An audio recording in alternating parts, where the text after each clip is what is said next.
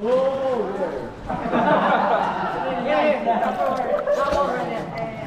white oyster. Right there. Oh!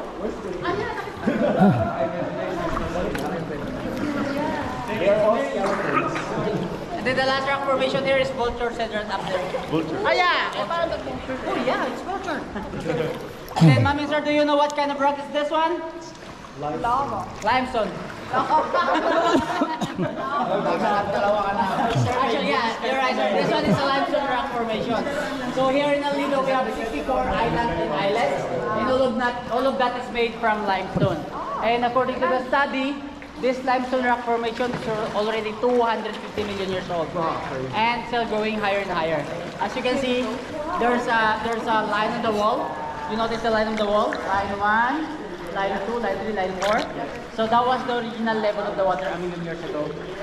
So every time our tectonic plates move, it's also growing higher. But it's really, really slow. That's why it takes a minute and it grows like that. Why are there more limestone in Palawan compared to other that one's right next to me. But Palawan is for the only place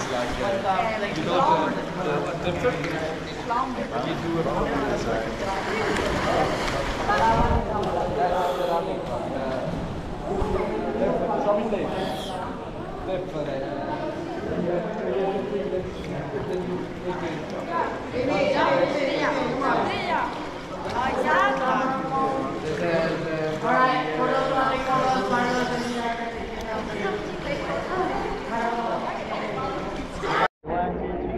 oh.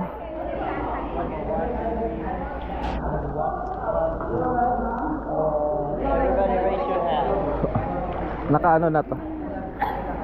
Paikot pa.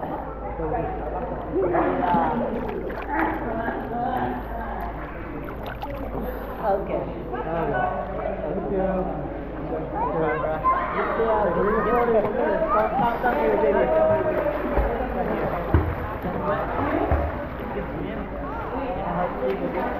Oh, yeah.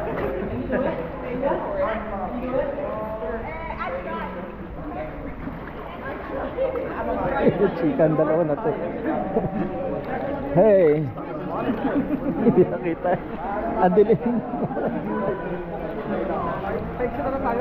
Ha? Sir. Hi.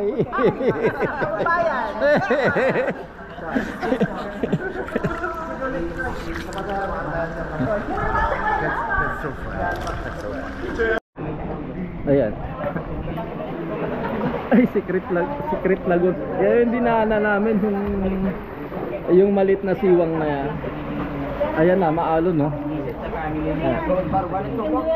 Ayan. Diyan kami dumaan, kapasok dito sa secret lagoon. Ayan. Sol, palabas na Sol! Sol!